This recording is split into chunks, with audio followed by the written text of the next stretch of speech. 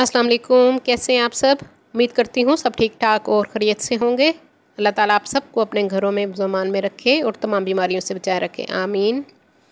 हाँ जी, तो आज हम बना रहे हैं होममेड चाट मसाला जो इंतहाई मज़े का बनता है, बहुत ही आसान इंग्रेडिएंट्स के साथ मैं आपको सिखाऊंगी।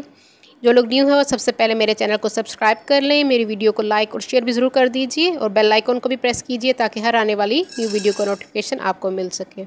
हाँ जी, एक फ्राइंग पैन लिया है, उसमें मैंने हाफ़ टेबल स्पून काली मिर्च डाल दी है, साबित काली मिर्च, और हाफ़ टेबल स्पून इसमें मैंने अजवाइन का डाला है।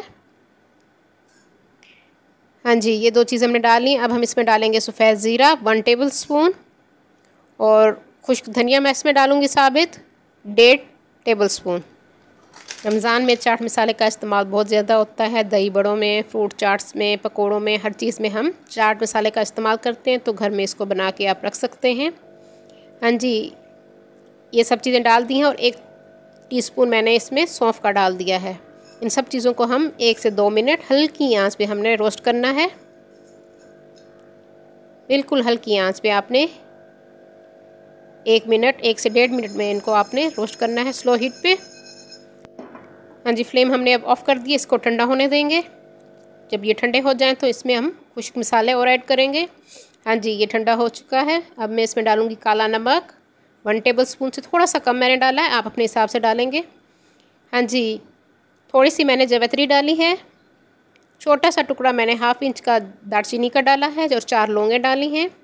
1 टेबल स्पून मैंने इसमें भर के सुरख मिर्च पाउडर डाल दिया है। आमचूर हम इसमें डालेंगे 1.5 टेबल स्पून। ये मार्केट में इजीली मिल जाता है, आपको पंसारी से आप मंगवा सकते हैं। टाटरी में इसमें डाल रही हूँ 1 टीस्पून से थोड़ा सा कम मैंने डाला है। हाँ जी, खुश्क पुदीना 1 टीस्पून मैंने डाला है इसमें। इन सब चीज़ों को हम मिक्स कर लेंगे। टाटरी से आप इसको काफ़ी अर्से तक महफूज कर सकते हैं। हाँ जी, अब सब इन चीज़ों को हम ग्राइंडर में ग्राइंड कर लेंगे, बारीक हम इसको पीस लेंगे। हाँ जी, चाट मसाला हमारा बन चुका है। ये हाँ जी, चाट मसाला हमारा तैयार है।